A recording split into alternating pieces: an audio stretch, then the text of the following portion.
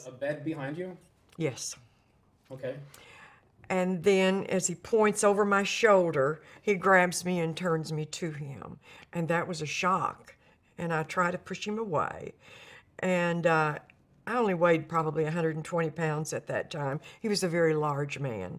And I kept telling him, no, I don't want this at all. And I'm sure I must have said, you must have had the wrong idea. And he wouldn't listen. You know, there was no way that he would listen to what I was saying. And he grabbed me again very forcefully and started biting on my top lip. And this was extremely painful. I thought he was going to bite my lip off. It was, and that's when he pushed me back onto the bed. He bit the top of your lip, Yes, pushed you onto the bed, right. and then what happened? And then it's been so long and it's just so hard to go into. I need to stop.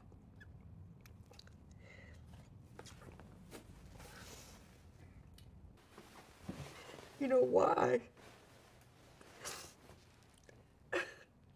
Why is it still so painful? What's going through your mind right now? That I'm afraid of him. You're still afraid of him? Yes. But I'm still afraid, especially if she becomes president. And I know it's looking that way. So it's frightening, Aaron. It's frightening. He throws you onto the bed. Right. And then what did he do And to I you? was completely dressed. I had on a skirt and a blouse, and he tore the waist of my skirt. And then he ripped my pantyhose, and he raped me. It was very vicious. I was just pinned down. And it was a very helpless situation. I did not know what to do. I was so frightened. I was only 35 at the time. And it was horrible. I just wanted it to be over with. So he would go away. You know, so he would He just... got up? No, he held stayed me on down you? for a long time. And then he did it again. I was so ready for him to leave me alone when he started raping me again. And it was very brief. And he did get up and he straightened himself, and my mouth was bleeding and it was hurting. And he just straightens himself and goes to the door. With you still on the bed? Yes, And you're crying. He straightens himself and he goes to the door and puts on his sunglasses and tells me to get some ice on my lip and goes out the door. About how long did everything last? Probably all of it. From the time he walked in the door until the time he left, not more than 25 or 30 minutes.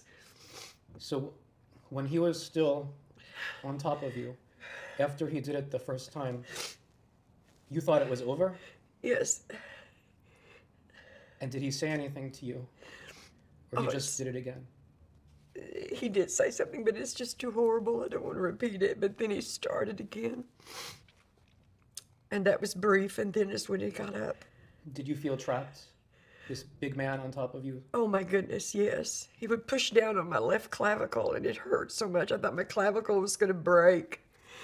And my lip was just ballooning out 4 times the size that it should have been.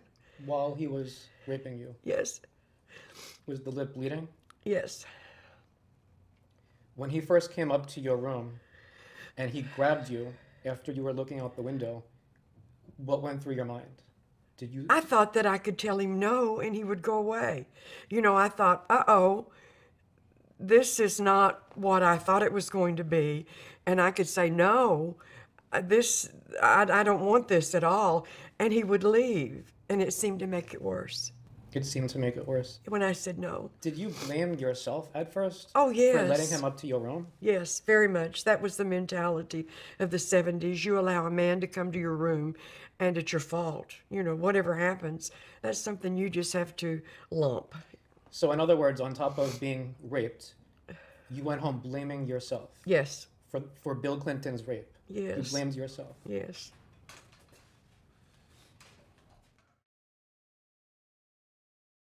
And they come in early from the kitchen area.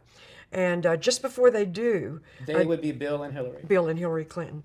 And just before they do, a gentleman who had driven them from the airport comes straight over to me. He was a very, he was supporting Clinton, but he didn't know what had happened to me, even though he was a friend. And he said, the topic of the conversation all the way from the airport was about you. And that startled me. And I knew I had to get out of there. Well, just as he moved, here comes Hillary straight for me. And she gets to me and she starts saying, I just want to thank you for everything you are doing in Bill's campaign, and it's so nice to meet you and all of these things. So I just nodded and told my friend, let's go. And I thought somebody from behind had grabbed a hold of my arm, but it was her.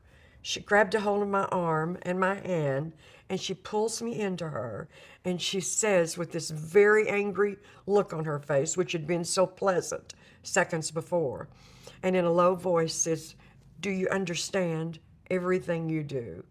And that frightened me. Do you think at that point she knew that Bill Clinton raped you, or do you just think that she knew something happened?